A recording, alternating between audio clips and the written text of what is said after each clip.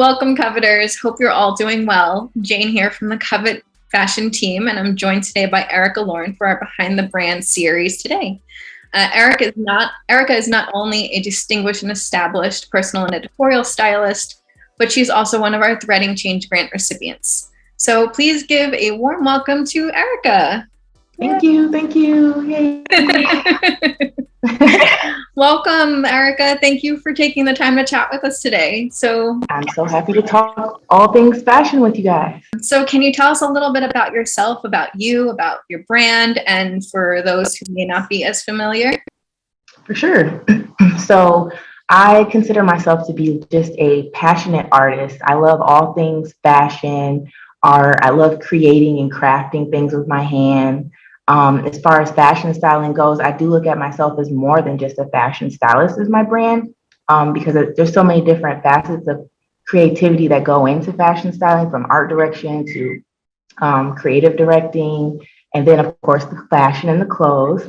And I like to look at myself as more of like an image architect in like a nutshell, because like I said, there's so many different things that I love to do when it comes to creating in fashion. And I really like to show people,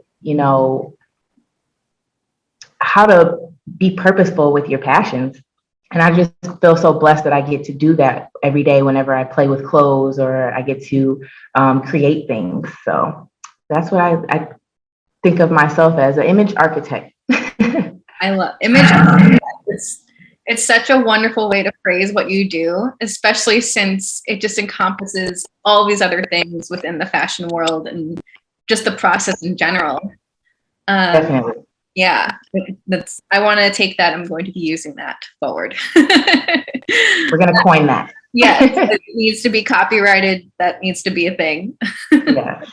So what made you want to become a stylist as opposed to other functions within the industry like designing or sales? Yeah, so if I take you guys back to when I first decided I wanted to get into fashion. So I went to school for sports management. I went to 2-year university at home, and then I transferred to 4-year. And at that time, I went to like this seminar for my sports management major. And that's when I realized, what the heck am I doing? Like, this isn't me. I don't know why I'm here. And I immediately went to my counselor and changed my major to fashion merchandising. And so when I went for fashion merchandising, I didn't really realize they were training me to be a fashion buyer, retail buyer. And I still really wasn't in the wheelhouse of what I wanted to do. I stuck with it because it was a fashion degree, but I knew I wanted to be more creative with it. So that's when I decided I wanted to be a fashion stylist. And also note that at that time, I was really into Rachel Zoe. Rachel Zoe was on Bravo, and she literally changed my life when I saw what a fashion stylist was, and just how glamorous, and not glamorous, being a fashion stylist is. It just really piqued my interest into that world. And I just knew that's where I was going to go with this. And so in terms of like the other facets of fashion, why I didn't get into those, I mean, as a stylist, you do kind of dabble in many different areas. You don't just stick to styling if you're a good stylist. Occasionally you will have to make a piece and, kind of put yourself in that, wear the hat of a designer sometimes, or like I said, you do creative directing when it comes to photo shoots and things. People will come to you with an idea, but they are looking at you to execute that. So being a fashion stylist to me was fun because I do kind of get to play in a lot of different areas of fashion. So that's really what got me into it, was realizing that merchandising wasn't necessarily what I wanted to do. And I really loved being creative with clothes and getting to play with them. I'll never forget. So I went to study editorial styling in London. I was there for like 3 months, and I didn't drive. I took public transportation everywhere. So going to editorial shoots with ridiculous amounts of luggage and suitcase, I would call my mom sometimes like about to cry. Like this, I'm dedicated though. So it was intense. No gym membership needed. Not at all. I was like, I really missed my Michigan lifestyle, like just being able to hop in the car and go to the store, hop in the car and go to the shoot. No. Definitely. I think, and sports management as your starting point, I think it's just so much fun to hear stories about everyone's journey. It's hilarious. It's just, especially when it just doesn't start in fashion, just coming from another place is just so cool. Yeah. Have you always had this love for fashion? I've definitely always loved fashion. And when I think back to it, I'm just so grateful that my mom really nurtured that creative spirit in me. Like we would always go to Ebony Fashion Fair whenever they would come to town. We would watch Victoria's Secret Fashion Show religiously. And then like when I think back to myself and dolls playing with Barbies, that was probably my first styling experience, right? And I was the annoying kid that you probably didn't want to play with because I was so particular about Barbie's clothes and Barbie's shoes.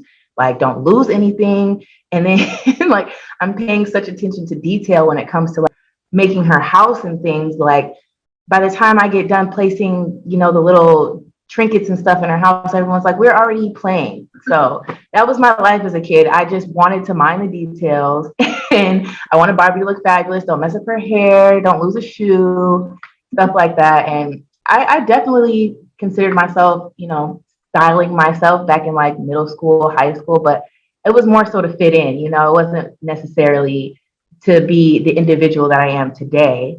But yeah, I've always kind of cared about image and looks. And to me, there's really a moral code, I say, to getting dressed.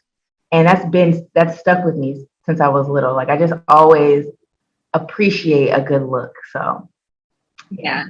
I was definitely that child too. So I think we would have had the most amazing little collection of Barbies. yes.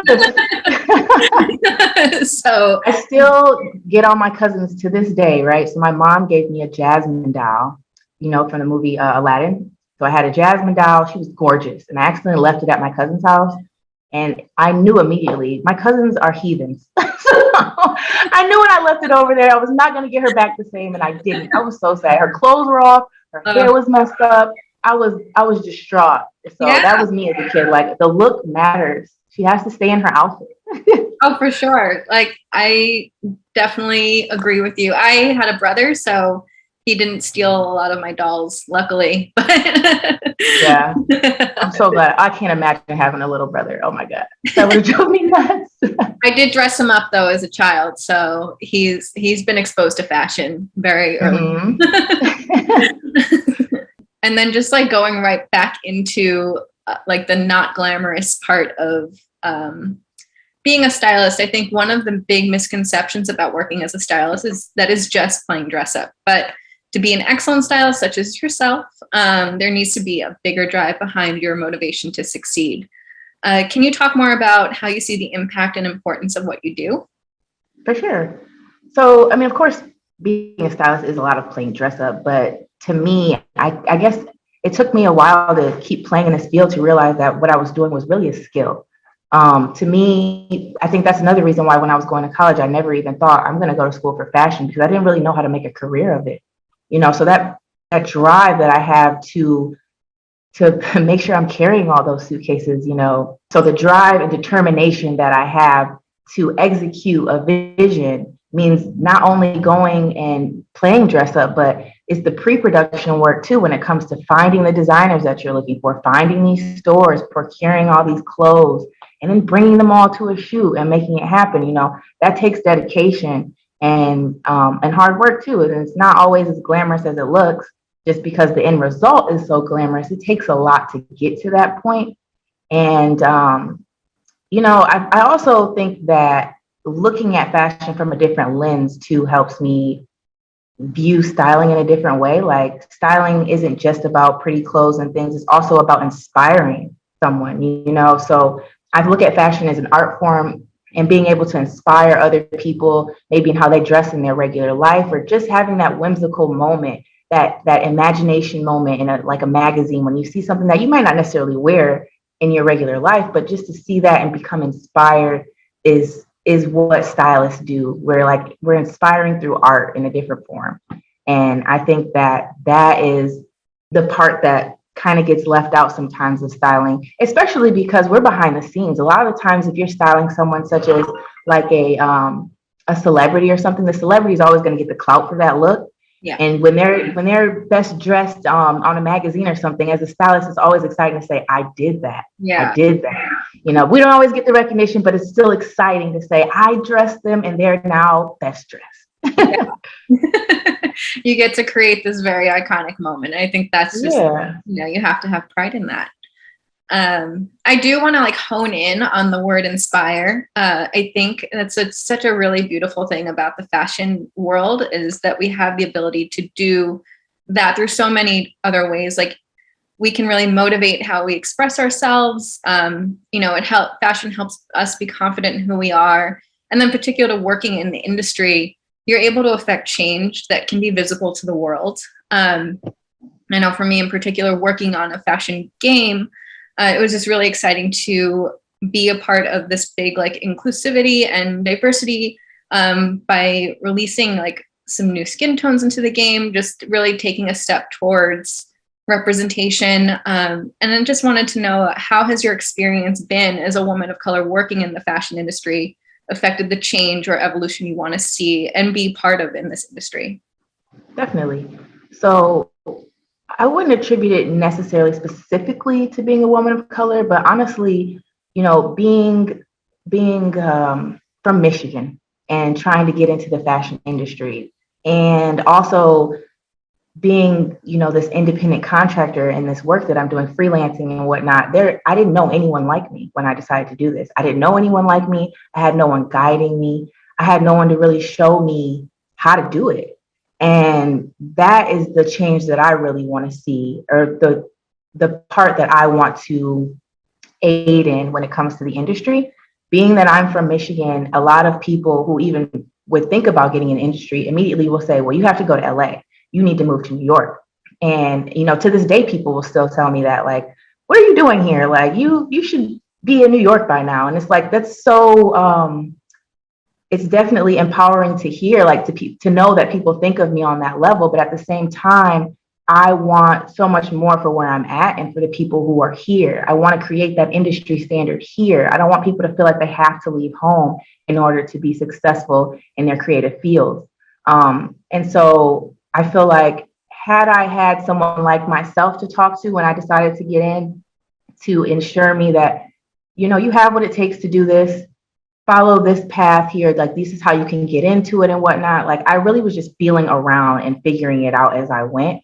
And I'm very proud of, being at the point that I am now. Not that I am some, world renowned celebrity stylist or anything, but just knowing that I built that from the ground up. I want to help others do that too, by showing them kind of like a path to follow, so to speak, because not having one it made it more challenging. And, being a woman of color too, I was more so raised in survival mode, like get good grades, get a good job. And I just knew I wanted so much more for myself than that. So like I said, I'm not living any lavish lifestyle or anything, but just knowing that I'm living in my purpose makes me feel successful enough. And I want to give other people that feeling, being able to turn their passion into profit and feel like they're living a life that they love. People should be able to live off of their creative skills. So for sure, I would love to bring that change. I think that's wonderful to have that purpose of wanting to bring accessibility into fashion, into like your hometown, into your home city. You don't need to, live in New York or LA just to be able to fulfill that side of yourself. And then I think there's also just like a lot of value in taking the process of like your own personal trial and error to build something better or easier or more accessible for the next generation of stylists or just anyone in any field, really. I think it's really important to use that paying it forward as another motivation to succeed. Definitely, because even tying back into what you said about the other things about styling that people don't think about. There's so many different areas of fashion that people don't think of. There's makeup artists, there's the designers, there's the photographers, there's the stylists, the creative director. There's so many different facets of this industry that I want to expose people to. It's not just a one-way thing. It's not just the designers. It's not just the models. There's so many different things you can get into when it comes to fashion. Whatever you're passionate about, you can do. And I think that's the exciting part. Yeah, it definitely takes a village to be a good stylist. And I think that's important to highlight all those different little roles that it takes. Yeah. And then I want to switch gears a little bit and just kind of dive more into what a day in the life of a stylist is like and Can you tell us more about the process that you go through for creating a look for a client? Like, do you start with a mood board, or do you take like one hero piece and build around that, or does it change? Yeah, so I guess it varies between like personal versus editorial styling, but of course, we always start with a mood board. Someone on the creative team usually comes to me with a vision, right? And we'll kind of collaborate on that vision and start bouncing ideas off of each other. And the fun part about that process is everyone gets to interpret this vision kind of on their own creative terms. And that's the fun part about working with different creative teams, is that you get the opportunity to execute to your taste. And so, aside from just the mood boards, you have to also go and find these pieces that will fit this vision. So, as a stylist, I go over the mood board with the team. And then sometimes I might actually have to go find other team members too, like maybe a model or a photographer to help us execute this vision, depending on who is the creative director that started the project, so to speak. And once we get that mood board going, then that's when I get off on the ground running and I have to go find the designers, go find the stores, procure all these clothing and accessories and things. And really, the fun part about that is when you actually get the yes, or like, I remember when I first learned how to reach out to PR and showrooms and things, I was super nervous. Like, why would they let me borrow this stuff? Like, who am I? But when they say yes, it's like, what? Versace sending me stuff in the mail? Like, it's so exciting. So that whole process of going to stores and getting all this stuff and lugging it all around and then packing it up, because when you go to the store, you have to pack it up in your stylist wardrobe and lug it all to set, and all that jazz, and then unpack and steam. That's all the fun stuff, the less glamorous part, but it's all worth it when the vision is executed. That's the funnest part, and you get to see it all come together. Yeah. The science of packing all of that stuff up, I'm sure, is just defies physics. Seriously. And the more I pack, the more I become a great traveler now. Now I can pack in a carry-on when I go somewhere. I used to pack in the biggest suitcases. Like, I don't need all that stuff anymore. Yeah. So I'm very grateful that it's taught me some things. Everyone, you wait for your checked luggage. I am good to go. Yep. I never have to wait at that baggage carousel. And then do you have a different process that goes into personal styling clients, or like versus the editorial clients? For sure. So I prefer editorial and commercial styling only because you get to be so much more creative. Mm-hmm. It really depends on who your personal styling client is, how much you get to play around, and what their comfortability is with, getting what their I can't even get it out. What their comfort level is with, with creating a new look for themselves, because they come to you with wanting your expertise, but at the same time, you have to kind of nudge them a little bit. So that can be a challenge, but it's fun. So when it comes to personal styling, you really have to take into account the person's lifestyle, what function they need out of the clothing. When it comes to editorial, I don't have to think of any of that. Just how wild and whimsical and creative can we get with this? And that makes those projects that much more fun for me as a creative. But of course, I love giving people that confidence that when you look good, you feel good. That's the fun part about personal styling for me. And just to see people kind of literally their personas really change when you get them in a new look and they feel them. They're feeling themselves or smelling themselves, as my grandma used to say. That's always the fun part, because I just know how I feel when I look good. So I love giving that to other people. But the editorial part is always going to have a special place in my heart because of how creative you can get. And like I said, when you see spreads in magazines and things, they take you to a place. They help you imagine. They help you get creative on your own with your looks and stuff. So I think that's the fun part for me. Oh, for sure.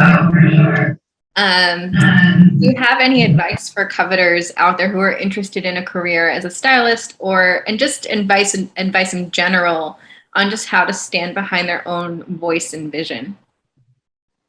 Definitely. So my advice would be to start. I know, like for me, I felt like I needed to shadow so many different people. I needed to intern with so many different people before I felt confident enough to start. And at one point, I was with this stylist, and he was like, "So when are you going to start?" Like, and I'm like, "Well, am I ready?" Like, So I think just starting, reaching out to people locally so that you can create a team around you to help you create. So whether that be models or photographers or makeup artists, getting these people kind of under your wing so that you can consistently create is really important. Finding a team, working with them together so that you can consistently create projects.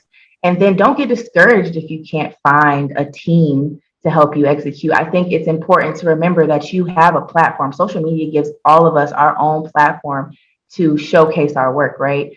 And so if you have a vision, create that. Even if it's on yourself or a friend or something, like whatever you can do. And don't get discouraged if you can't do it on the level you want to do it on. Starting somewhere will get you recognition, and more people will maybe reach out to you to keep working and building, and staying consistent is everything. I feel like the only reason I'm where I am today is because I was consistent. So yeah, the commitment and dedication to getting things executed is what I feel like has gotten me to this point. And I feel like if people are dedicated to getting something done, executing any project that you have in mind, I feel like that's what you have to do, is just find a team to help you get that done. And even if you can't find a team, just create. Yeah, I think that's very valuable advice, and not rushing to build a team either. I think it's okay to take your time, find, and not rush into that, and consistency, and then just starting. I think that's all you just start and just build from there and go from there. And I think that is excellent advice, and something that we can all apply to pretty much no matter what it is that you're doing or want to do. So I think that's valuable to hear, and maybe just bring into your own daily practicing of like what it is you want to start. Definitely. I feel like finding like photographers and makeup artists that believed in me at the beginning of my career has definitely helped me so much. Like I latched on to those people, and like we just consistently created together. And that's how I built my portfolio. And I feel like that's necessary. You have to build a portfolio of consistent good work. Yeah, there's something so wonderful in growing together as a team. And Exactly. Yeah. it's really fun to have those partners alongside you. Definitely. Yeah, and then I'm excited to just talk more about threading change. This was a really fun initiative and very important initiative for us. Can you talk about how or what it's meant to be a recipient of the grant, of the Threading Change grant? Definitely. So, I mean, to get this opportunity really comes full circle for me, because I just remember so many times I felt like I necessarily wasn't good enough, or I wasn't ready to even start or anything. And it's so odd too, because I knew in my spirit when I applied, I said, I got this. I got this. I just knew I don't, and it's not even a cocky thing. It's nothing like that. Like I'm so great. It's just like, I just knew that it was my time. And it was so rewarding to get that recognition, basically that cosign. As a creative, we're very sensitive as artists. And, to have someone acknowledge your hard work and to say, this is great, you're doing a great job. I feel like that alone was so much to me, just to keep pushing me to keep going. And in just a year's time, just from getting that last year, I feel like I've accomplished a lot. I've accomplished so much, and I'm very grateful to have even this opportunity to be on this platform and speak to the coveters and whatnot. And I feel so grateful to be recognized in that way. And then where can coveters learn more about your latest projects, watching the showroom develop more, and just see what it is that you're working on? Yes, so follow me on Instagram at Style by Aarika. That's present tense, Style by Aarika. And also on my website, stylebyaricalauren.com. That's where I have like my portfolio, and I'm also going to be updating things going on with the showroom there as well. I'm excited to share that with everyone. I think it's going to be so awesome for Michigan to have a showroom. Oh my God, I can't wait. I can't wait. That is so exciting. I can't wait to see more. So we have some questions from our wonderful coveters all about style. I'm going to pull up a few of them. Okay, so one question we have. I'll ask this one first, since I think it should be a quick answer. So Jill asked, so are skinny jeans like outlawed now? I would love to know. I would not say that they're outlawed. It's funny though, because I remember when skinny jeans were coming in as a trend, and it was odd for me to get into them. And now it's like hard for me to get back out of them into the wide leg and bell bottom that's coming back into style. But yeah, I definitely wouldn't say that they're outlawed. I think to me, first off, it depends on, what is flattering for you, wear what's flattering for you. And also, I feel like people can wear whatever the heck they want. Like, don't follow rules, don't follow trends. What do you like and what looks good on you, and wear that. Love that advice. Next question. Love your fashion, but also interested to learn what other art you do, enjoy, or have done. Ooh, yes. Okay. So as of late, I'm really into like Procreate, like getting on my tablet and just drawing stuff. It's therapy for me. I get lost in it. So I love doing that, drawing different things. And I'm also very like DIY. So like sometimes I'll see stuff, it costs too much, or like I just can't get my hands on it, but I'll think of ways that I can make it. So I love doing that too. Especially when it comes to like editorial shoots. I love creating like a centerpiece or a piece that might be needed for it, because I feel like a lot of people get caught up in like fashion and brands and stuff. And I look at myself as a brand too. So, if there's something that a brand has that maybe I can't get my hands on, but I can create, I will. And so I don't consider myself to be a fashion designer, but I do dibble and dabble in sewing. So yeah, pretty much anything I can do with my hands. I love creating, except for like cooking. Leave that to the kitchen. I say baking is just better left away from me. Yeah, I'm getting better with cooking, but baking, no. Baking is a science. I just can't wrap my head around it. Yeah. Next question. Who do you admire the most inside or outside of the industry?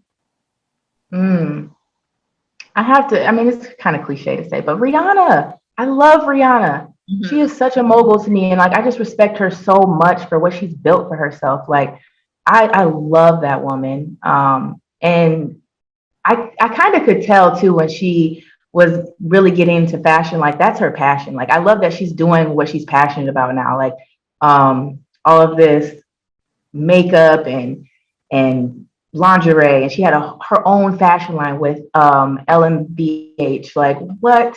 I love her. I love her. She's definitely my inspiration. I'm a fan. She just can't do any wrong. No wrong. Yes. A fashion icon for sure.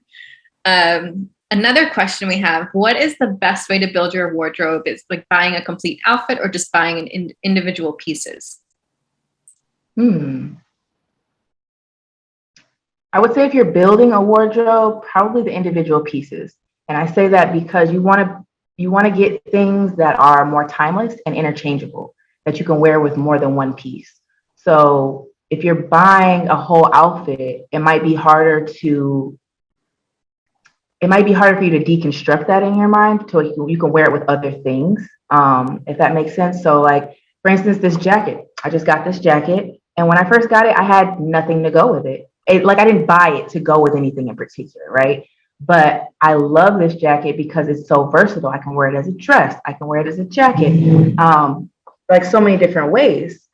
So I just like pieces that are versatile that I can kind of I can play around with in different ways in my wardrobe. I can wear it with jeans, I can dress it up, I can dress it down, all different types of things. So I think when you buy things as a piece, keep in mind how you can use it in more than one way in your wardrobe.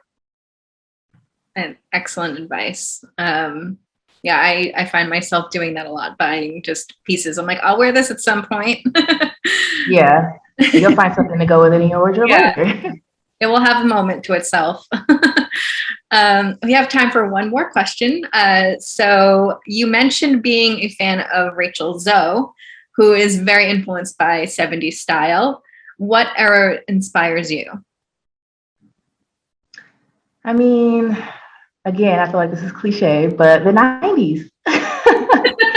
The 90s, that's totally trending right now too, but I just feel like probably because that's my era too. I'm a 90s baby, so it's nostalgic for me to, kind of dress in the same ways that I used to admire when I was younger. But aside from that, I would probably say maybe like classic. I wouldn't even say. I would probably go 70s era too. It was fun. Yeah, I would say that. But 90s for sure. That's my style, especially because I'm more of like I'm a street chic type of dresser. Like I really like to dress really nice, but put on some sneakers. Or my style is so versatile, really. You never know what you're gonna get with me. And that was definitely, the 90s was definitely a very versatile time for fashion. I think the only thing from there, I do not want low-rise jeans to come back. I hope. Oh my gosh! Thank you.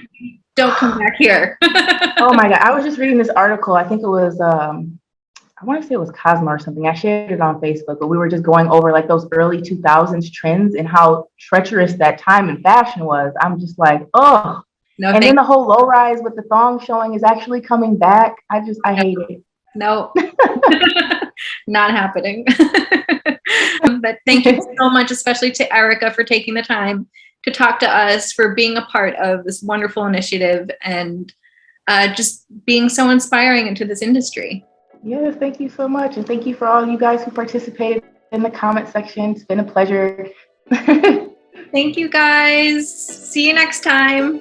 Thanks. Take care.